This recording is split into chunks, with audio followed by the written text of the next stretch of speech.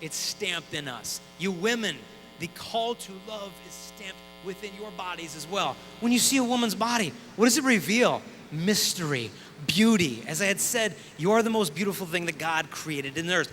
And with that beauty comes power. The question is, what will you do with that power? And when original sin comes into the picture, you fall to two extremes. Either the vanity, but most people don't fall into that. They fall into thinking, I have nothing beautiful to offer the world. I am not beautiful. Because the world, you turn on the TV, what does it tell you, girls?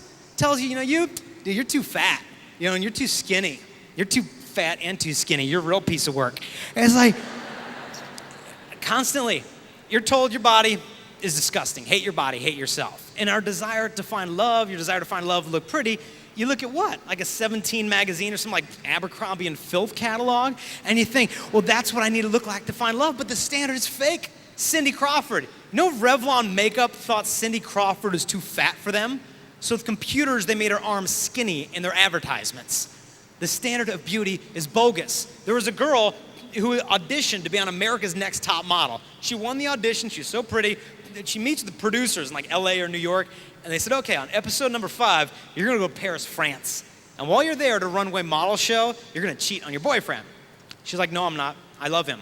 And they said, look, okay, you don't have to actually cheat on him. We're just gonna make it look like you cheated on him. She said, no, I'm true to him, and I would never disrespect him like that. They said, really? You're gonna be like this? You can't be on the show. They never let her on because she was a faithful woman. Real beauty is not revealed to you. Bogus beauty,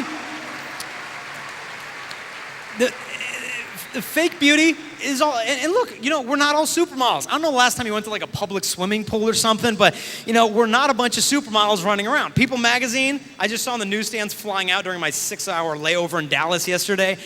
People magazine, give it up for Dallas and your stinky airport. And so we're sitting there, and People magazine cover stories like the 50 most beautiful bodies on earth.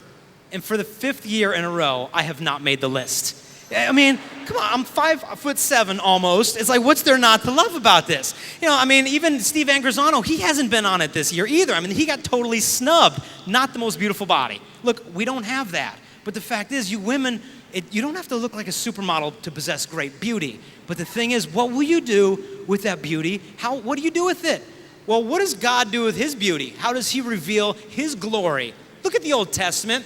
The Holy of Holies was where the dwelling place of God was. And so how did God reveal himself? Put himself behind a veil. Behind the veil was another wall and another wall. Only one person a year could come in the Holy Holies.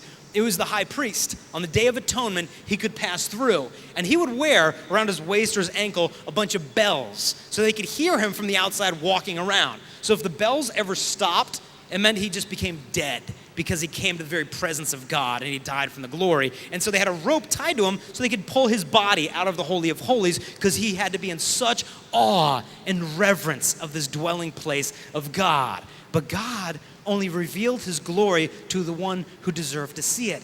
Girls, your bodies, you only lift the veil over your body to the spouse who is worthy to see the glory of that unveiled mystery, that awe for your own bodies. You've got to have this. And I hope you girls see, I'm not just inviting you not to hook up and don't be that guy's friend with benefits. That's not what I'm just simply calling you to. I'm inviting you women to possess a deep and radiant purity that will inspire men to become worthy of you. One girl in Los Angeles told me, Jason, I really don't want to date or marry a guy unless he's worthy of my body. And I said, you go, girl. But she got it. She didn't think she had a perfect figure. She knew the dignity that she possessed. She had this radiant purity. And you girls may think, well, look, Jason, radiant, purity, beauty, sorry, you don't know the stuff that I've done. My past isn't quite so radiant.